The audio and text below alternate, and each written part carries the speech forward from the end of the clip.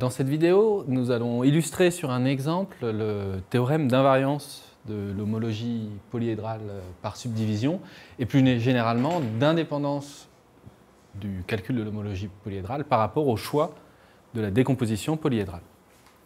Donc on va vraiment le regarder sur un exemple, comment ça se passe.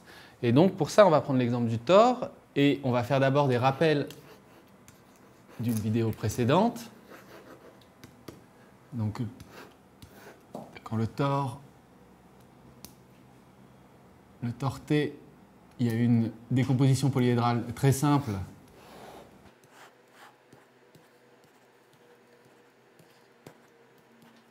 C'est là, un carré au milieu, et puis deux arêtes, une verticale, une horizontale, et puis un sommet qui se retrouve 4 fois sur le dessin, mais qui est un seul sommet. Et donc, on avait constaté que l'espace des deux chaînes était le z-module engendré par C, l'espace des une chaîne, le z-module engendré par A et B, et les zéro chaînes sont le z-module engendré par S. Les applications Bohr sont nulles. Les deux applications Bohr sont nulles. Et donc, ce qui permet de calculer très facilement les homologies. Et on avait obtenu que les groupes H0 et H1, H0 et H2 sont isomorphes à Z, tandis que le H1 est isomorphe à Z2. Mais une question qu'on n'avait pas du tout soulevée dans la vidéo précédente est que, a priori, ces calculs dépendent fortement de la décomposition polyédrale choisie. Et donc c'est de ce problème-là dont on va discuter dans cette vidéo. Et donc pour mettre les choses au clair, je vais appeler cette décomposition, je vais lui donner un nom, je vais l'appeler grand D. Et tant que j'en sais pas plus, je vais dire que ce sont les groupes d'homologie de la décomposition grand D. Et pour comprendre un peu ce qui se passe, on va regarder une autre décomposition qui sera en pratique ce qu'on appelle une subdivision de cette décomposition, c'est-à-dire qu'on va couper le carré en deux triangles. On va recalculer les groupes d'homologie et essayer de comprendre ce qui se passe. Donc une nouvelle décomposition des primes, qui est la suivante. Dessin. Je dessine toujours mon carré, mais cette fois-ci, je le coupe en deux triangles. Donc j'ai toujours mon arête A, mon arête B. J'ai toujours mon sommet S. Il n'y en a toujours qu'un seul. Par contre, j'ai une nouvelle arête. Je vais appeler E. Et puis j'ai deux triangles, T1 et T2. Donc on peut calculer les espaces de chaîne de cette décomposition. Donc à chaque fois maintenant, je vais bien indiquer de quelle décomposition je parle. Les deux chaînes de D' sont engendrées par T1 et T2. Les une chaîne de D' sont engendrées par les trois arêtes. Maintenant, il y en a trois, A, B et E. Et enfin, les zéro chaînes de D' sont engendrées par l'unique sommet, qui est S. Donc pour l'instant, dans un premier temps, calculons directement l'homologie à partir de ces espaces de chaîne et des applications Bohr qu'on va écrire maintenant. Donc l'application Bohr depuis les deux chaînes vers les une chaîne. Donc quel est le Bohr de T1? Eh ben, je n'ai pas noté sur ma décomposition quelle orientation je choisissais pour T1 et T2. Donc je choisis l'orientation naturelle donnée par celle du plan. Et le bord de T1, je vois moins A, moins B, moins E. Tandis que le bord de T2, on voit A, puis B, puis E. Donc A plus B plus E. Et enfin, l'application Bohr, comme il n'y a qu'un seul sommet, l'application Bohr depuis le C1 vers le C0 est nulle. Donc, ce qui permet d'en déduire des calculs d'homologie. Le H2 de D',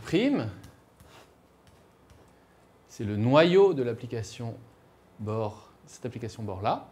Et ce qu'on observe, c'est que le noyau, c'est le Z module engendré par T1 plus T2.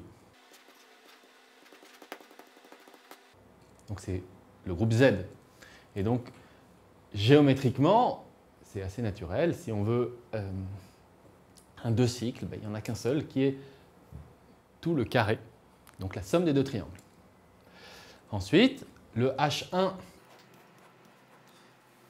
de D', c'est donc la définition, le noyau de D1 quotienté par l'image de D2. Alors le noyau de D1, ben, c'est tout C1, donc c'est Z3. Et puis l'image de D2, c'est Z, enfin c'est le Z module engendré par A plus B plus E. Et donc ce quotient est isomorphe à Z2. Et enfin le H0. Comme l'application D1 est nulle, le H0 vaut le C0. Et donc il vaut Z. Voilà, donc en refaisant le calcul sur cette décomposition, bah déjà on remarque que c'est un petit peu plus compliqué. Plus il y a de cellules, plus il faut faire des calculs. Mais surtout, la remarque importante, c'est que on obtient les mêmes groupes que dans la décomposition précédente. Le H0 et le H2 valent tous les deux Z, tandis que le H1 vaut Z2. Donc, dans la suite de cette vidéo, on va essayer de comprendre pour ces deux décompositions pourquoi est-ce que ceci n'est pas juste une coïncidence, mais pourquoi est-ce qu'il y a le théorème d'invariance par subdivision qui dit exactement que l'homologie calculée pour D et pour D' doit être la même. Et on va essayer de le comprendre, et ce qui donne une introduction à la preuve, c'est-à-dire que c'est l'exemple le plus simple sur lequel comprendre la preuve avant de se lancer dans la preuve générale. Donc, la suite de cette vidéo va être consacrée au fait de comparer les deux décompositions polyédrales du tore pour lesquelles on a calculé l'homologie. Premièrement, D, et puis à côté D', et d'essayer de construire vraiment une bijection entre les groupes d'homologie de la décomposition D et de la décomposition D'. Donc, pour cela, la première remarque est de dire que si j'ai une cellule de D, par exemple le carré, et bien, comme D' est une subdivision de D, ben, je peux dire que le carré C, si je le vois dans D', eh ben, c'est T1 plus T2. Donc il y a l'application qu'on va noter psi, qui envoie les I chaînes de D dans les I chaînes de D', et qui, quand on lui donne une I chaîne de D, regarde comment elle est décomposée comme I chaîne de D' et associe la somme qu'il faut. Donc ici, en l'occurrence, ça envoie le carré sur T1 plus T2. Et puis si on regarde au niveau des une chaîne, eh ben, comme une chaîne dans D, on a les deux arêtes A et B. Et là, quand on les regarde dans D', elles ne sont pas subdivisées, elles ont été préservées dans D'. Et donc, cette application psi envoie A sur A et B sur B. Et puis, depuis le C0 de D dans le C0 de D', là, il n'y a pas de question à se poser. Au départ, comme à l'arrivée, il n'y a qu'un seul sommet, le fait de subdiviser comme on l'a fait n'a pas créé de sommet, donc on envoie le sommet sur le sommet. Donc il y a cette application psi dont on va comprendre que, premièrement, elle descend en homologie, et deuxièmement, une fois qu'elle est descendue en homologie, elle donne une bijection entre les homologies. Nous avons donc nos deux décompositions et nous venons de définir l'application psi. Pour montrer qu'elle induit une application en homologie, la première remarque à faire, c'est de dire que psi commute aux applications Bohr. Et par exemple, essayons de comprendre d'une part le psi du bord de C. Le bord de C, on a vu que c'était 0, mais pour comprendre ce qui se passe, je vais vraiment écrire A plus B moins A moins B. Mais d'un autre côté, le bord de psi de C, donc psi de C, on a notre carré, on le décompose en deux triangles. Donc c'est le bord de T1 plus T2. Et puis on calcule. Disons, commençons par T2. Le bord de T2, c'est A plus B plus cette arête interne qui s'appelle E. Mais on a aussi, de l'autre côté de l'arête interne, on a T1. Et il faut regarder le bord de T1. Et là, on obtient moins E, moins A, moins B. Et donc, c'est égal, donc toutes les deux valent 0, mais surtout, ce qui m'intéresse ici, c'est de dire que les arêtes internes vont s'annuler quand on calcule le bord de l'image de C, parce que comme l'arête est interne, il y a les deux cellules de part et d'autre qui sont apparues dans l'image de C. Et donc, quand on prend le bord, comme il y a les deux cellules de chaque côté, ça s'annule. Et donc, c'est pareil en toutes les dimensions, même si ici, pour les 1 cellule et les 0 cellules, vu l'application psi, ça n'a pas tellement de sens de faire le calcul. Donc, je m'arrête sur cette remarque. Donc, l'application psi commute aux opérations de Bohr. Et donc, on en déduit que psi des cycles sont inclus dans des cycles et que si on est un Bohr au départ, quand on prend l'image par psi, on reste un Bohr.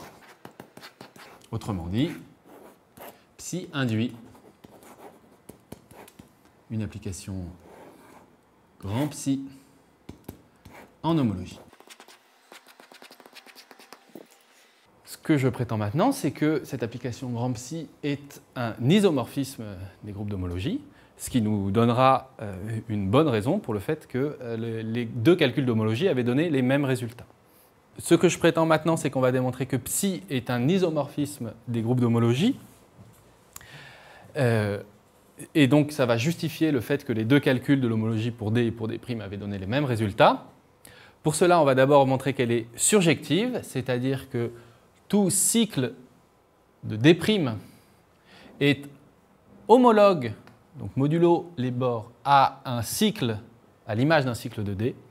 Et enfin, on va montrer qu'elle est injective, c'est-à-dire que si j'ai un cycle de D qui est envoyé sur un bord, vu dans D', alors, en fait, c'était déjà un bord au départ.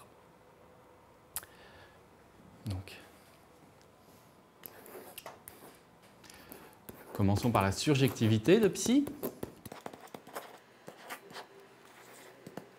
Et toute la discussion va encore se faire autour de cette arête interne E.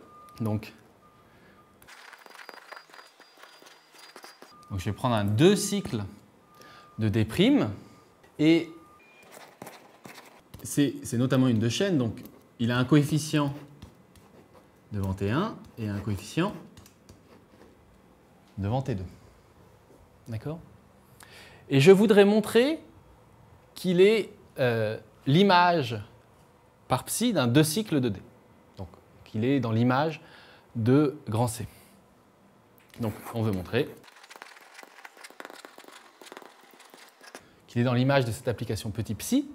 Et pour ça, ce qu'il faut faire, ça veut dire, ce qu'on veut dire, c'est qu'il est psi d'un multiple de C. Et donc pour ça, la condition, c'est que x égale y. C est envoyé sur T1 plus T2. Donc si je veux que ça soit psi d'un multiple de C, il faut que x égale y. Et pourquoi est-ce que x égale y?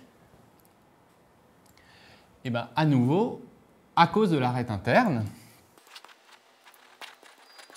Quand je regarde le bord de mon cycle, c'est un cycle, donc son bord est nul, mais notamment le coefficient de l'arête interne, qui est E, doit être 0. Et donc, on avait déjà calculé le bord de T1. Le coefficient sur E du bord de T1, c'est moins 1.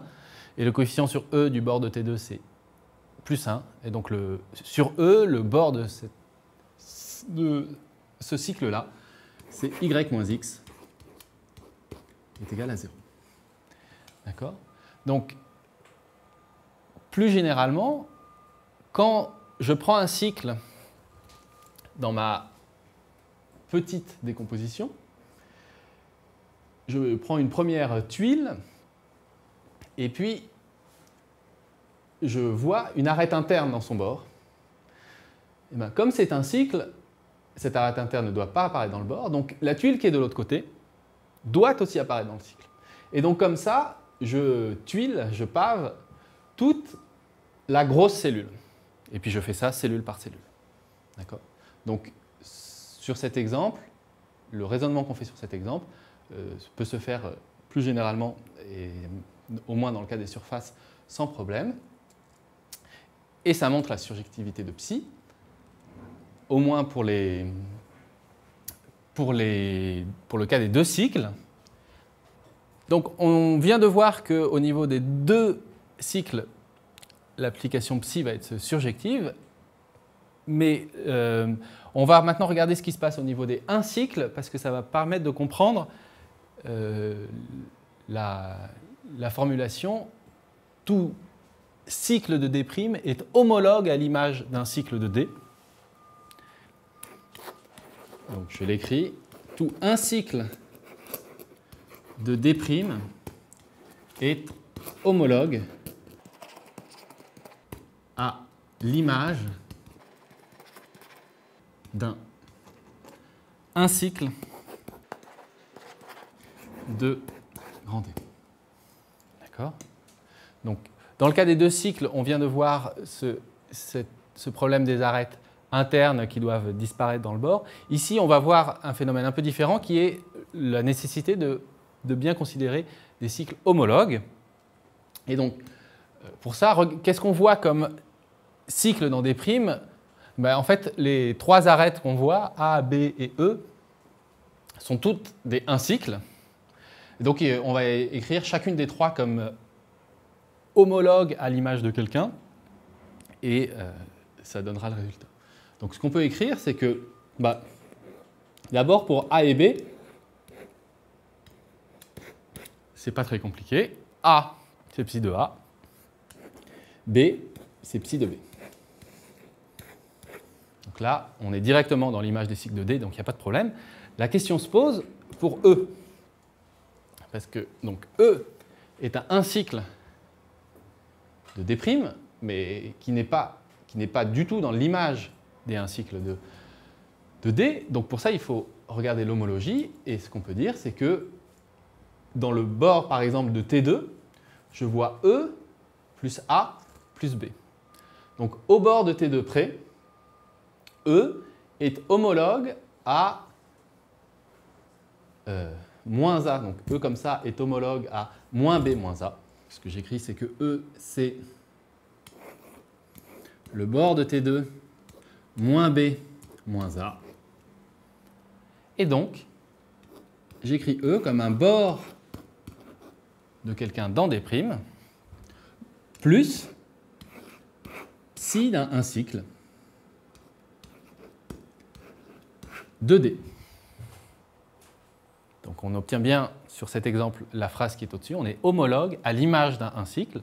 Et l'opération, de manière plus générale, l'opération qu'on va faire, c'est que en utilisant les petites tuiles de la décomposition D', tous les 1 cycle qui passent à l'intérieur d'une cellule de la décomposition D, ben, on les pousse vers le bord de la cellule de la décomposition D. Là, on avait un cycle qui passait au milieu et on l'a poussé au bout. Et donc ça, on peut le faire de manière générale et c'est l'idée de la preuve de Poincaré. Et là, ça conclut la preuve de la surjectivité de psi.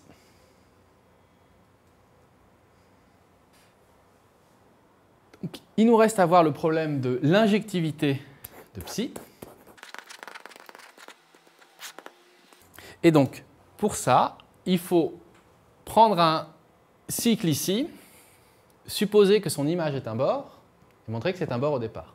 Alors ici, il n'y a en fait qu'une seule dimension où ça a un sens, c'est de parler des 1 cycle. Donc,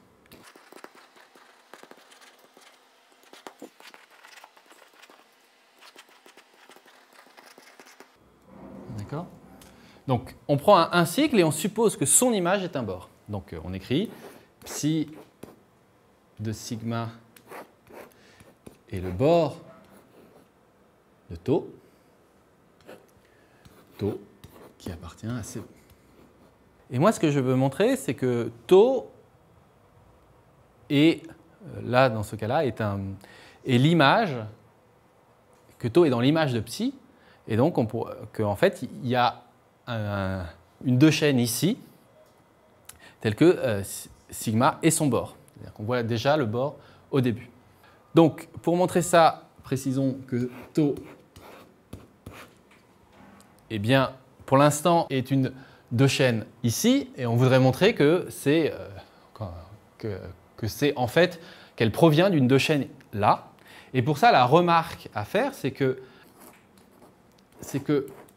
comme le bord de tau, c'est psi de quelqu'un, et bien, quand je suis psi de quelqu'un, quand je suis à un cycle qui est psi de quelqu'un, je n'ai pas d'arête interne.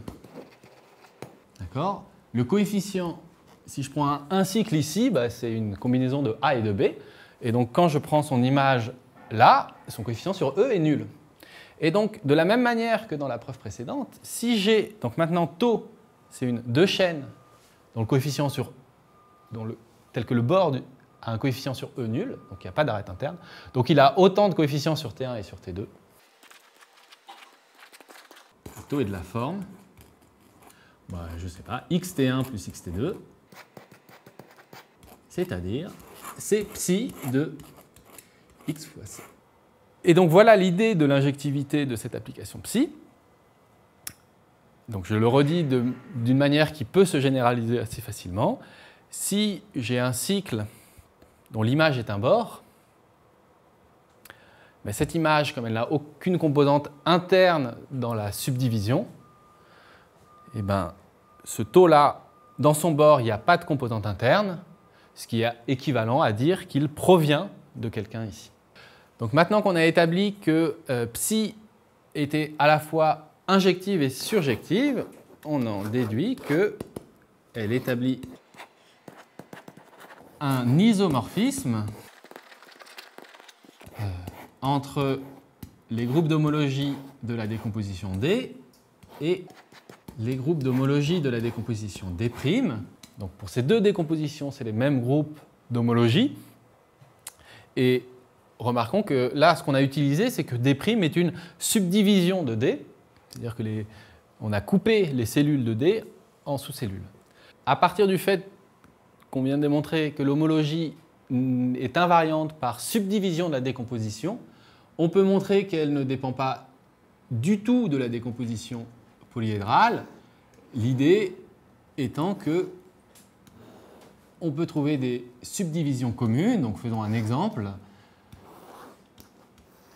Si je prends ces deux décompositions polyédrales du tore, donc celle sur laquelle on vient de travailler, puis celle qui lui ressemble beaucoup, la preuve qu'on vient de faire ne permet pas directement de dire que ces les groupes d'homologie calculés pour ces deux décompositions sont les mêmes, mais par contre, la preuve qu'on vient de faire permet d'introduire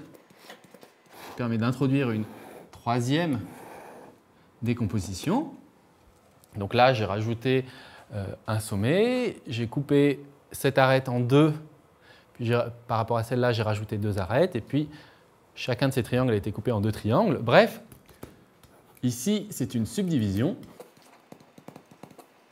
mais depuis ici vers ici, c'est aussi une subdivision. Et bon, c'est en fait un théorème qu'à partir de deux décompositions polyédrales, on peut toujours trouver une décomposition qui est une subdivision de chacune d'elles. Et avec la preuve qu'on vient de faire, ça dit que les homologies calculées pour les groupes d'homologie calculés pour D1 sont les mêmes que ceux calculés pour D3, c'est l'invariance par subdivision, mais de la même manière, les groupes d'homologie calculés pour D2 sont les mêmes que ceux calculés pour D3.